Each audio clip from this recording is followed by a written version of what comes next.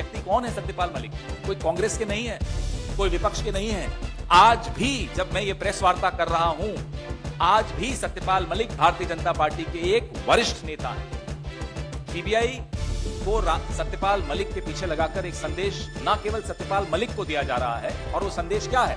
वो संदेश वही है जो 14 फरवरी 2019 को उन्हें फोन पे प्रधानमंत्री जी ने खुद कहा था, तुम चुप रहो। फिर से वो संदेश अब की बार सीबीआई के मार्फत दिलवाया जा रहा है सत्यपाल मलिक जी को कि आप अभी भी चुप रहिए तो आपके लिए आपका भलाई इसी।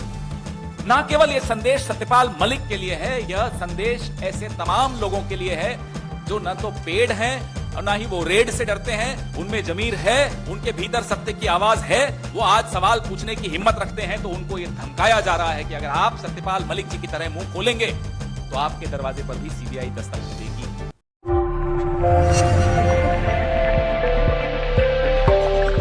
पूरा देश इंतजार कर रहा था और इंतजार कर रहा है कि पुलवामा पर जो खुलासा सत्यपाल मलिक जी ने किया, उसके बाद सरकार की तरफ से कोई कुछ बोलेगा, कोई तो मुंह खोलेगा, कोई जानकारी देगा, कोई जवाब देगा, कोई प्रतिक्रिया देगा। क्योंकि सत्यपाल मलिक जी ने बड़ा स्पष्ट तौर पे कहा था कि इंटेलिजेंस फेलियर था, सुरक्षा में चूक थी। 5 विमान अगर मुहैया करा दिए जाते जवानों को सीआरपीएफ के, तो ये आतंकी हमले से वो बच सकते थे। सरकार ने वो विमान देने से इनकार कर दिया। यह बात 2019 में 14 फरवरी की शाम को जब प्रधानमंत्री जी को फोन पर सत्यपाल मलिक जी ने बताई कि साहब ये लापरवाही है, ये चूक है जिसके चलते हमारे जवान शहीद हुए हैं, तो प्रधानमंत्री जी ने उन्हें कहा तुम चुप रहो, ये कोई और चीज है। इतना बड़ा खुलासा सत्यपाल मलिक जी ने किया, एक इंटरव्यू में किया। उसके बाद भी एकदम चुप्पी सरकार की तरफ से। हां, ट्रोल आर्मी जो है इनकी सत्यपाल मलिक जी के पीछे पड़ गई है, लेकिन सरकार की तरफ से कोई बयान नहीं आया, कोई प्रतिक्रिया नहीं आई। सत्यपाल मलिक जी ने भ्रष्टाचार के विषय में भी कुछ कहा कि प्रधानमंत्री को भ्रष्टाचार से कोई नफरत नहीं है।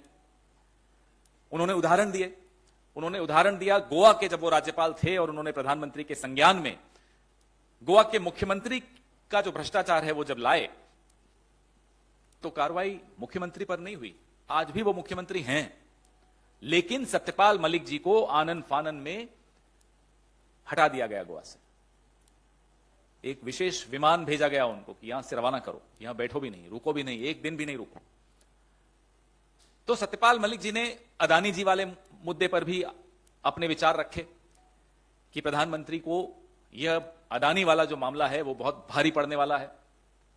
ये तमाम कारण बिल्कुल स्पष्ट तौर पे बताते हैं कि सीबीआई, ईडी और तमाम एजेंसीज अब सत्यपाल मलिक जी का पता उन्हें मिल गया, अब वो जा रहे हैं।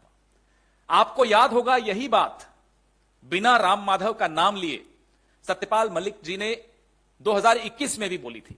कहा था आरएसएस के एक व्यक्ति हैं जो प्रधानमंत्री के बहुत नजदीकी हैं, वो 1-2 प्रोजेक्ट्स में बड़ी रुचि रख रहे हैं जिसमें 300 करोड़ की रिश्वत इन्हें सत्यपाल मलिक जी को भी मिल सकती है।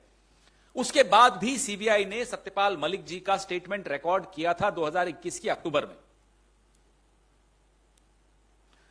आज फिर से खबर तो यह आ रही है कि सत्यपाल मलिक जी का स्टेटमेंट सीबीआई रिकॉर्ड करने वाली है। जिस व्यक्ति का नाम लिया उसके बारे में कोई जानकारी? क्या राम माधव से कोई पूछताछ हुई सीबीआई की तरफ से? कोई और एजेंसी का नोटिस उन्हें गया? अगर गया तो यह जानकारी सार्वजनिक क्यों नहीं की जा रही? इसमें क्यों छिपाया जा रहा है? क्या राम माधव के तार आरएसएस में और ऊपर तक जुड़े हैं? क्या वो प्रधानमंत्री के वाकई नजदीकी हैं? ये तमाम सवाल सत्यपाल मलिक जी के खुलासों के बाद मुंह बाए खड़े हैं। हम सब इनके जवाबों का इंतजार कर रहे हैं।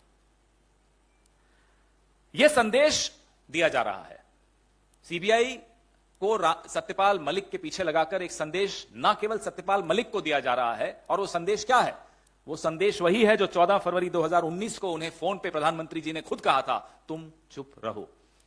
फिर से वो संदेश अब की बार सीबीआई के मार्फत दिलवाया जा रहा है सत्यपाल मलिक जी को कि आप अभी भी चुप रहिए तो आपके लिए आपका भलाई इसी में। ना केवल यह संदेश सत्यपाल मलिक के लिए है, यह संदेश ऐसे तमाम लोगों के लिए है जो न तो पेड़ हैं, और ना ही वो रेड से डरते हैं। उनमें जमीर है, उनके भीतर सत्य की आवाज है। वो आज सवाल पूछने की हिम्मत रखते हैं तो उनको यह धमकाया जा रहा है कि अगर आप सत्यपाल मलिक जी की तरह मुंह खोलेंगे तो आपके दरवाजे पर भी सीबीआई दस्तक देगी। यह स्थिति साहब ने एजेंसीज की बना दी है, यह स्थिति साहब ने संविधान की बना दी है। और यह व्यक्ति कौन है? सत्यपाल मलिक कोई कांग्रेस के नहीं है, कोई विपक्ष के नहीं है। आज भी जब मैं ये प्रेस वार्ता कर रहा हूं, आज भी सत्यपाल मलिक भारतीय जनता पार्टी के एक वरिष्ठ नेता हैं। आज से कुछ महीनों पहले तक वो प्रधानमंत्री के चहेते नेता थे। आज से कुछ महीनों पहले वो राज्यपाल भी थे। आज से 1.5 साल पहले वो जम्मू कश्मीर जैसे संवेदनशील राज्य के राज्यपाल थे, 2-2.5 साल पहले। तो लगातार आपने उनको एक से एक अच्छी पोस्ट दी। आज जब वो कुछ सवाल पूछ रहे हैं तो आप सीबीआई उनके पास भेज रहे हैं। जिस पर आरोप लगाया, सुना है वो अमेरिका में घूम रहे हैं, और जिसने आरोप लगाया वो अब सीबीआई के चक्कर काटेगा। तो जो राहुल गांधी बार बार हम सबको कहते हैं डरो मत, यह बात अब लोगों को समझ में आने लगी है। यह बात शायद सीबीआई को भी समझ में आने लगी है। 10 दिन इसीलिए लगे होंगे। और सत्यपाल मलिक जी के खुलासों के बाद ऐसे कई लोग हैं जो और कई खुलासे करने वाले हैं। इस सरकार के 9 साल जिस तरह से गुजरे हैं, जिस तरह से निर्णय लिए गए हैं, जिस तरह की नीतियां निर्धारित की गई हैं, ऐसी कई चीजें हैं जो इन्हें ये छुपाना चाहते हैं। और ऐसे कई लोग हैं जो वो बातें बताना चाहते हैं। आने वाले दिनों में आप सबके लिए बहुत रोचक होने वाले हैं और लोकतंत्र के लिए बहुत अच्छे होने वाले हैं, क्योंकि लोकतंत्र की रक्षा सत्यपाल मलिक जैसे लोग ही करते हैं जो सही वक्त पे बोलना जानते हैं। आपके सवाल।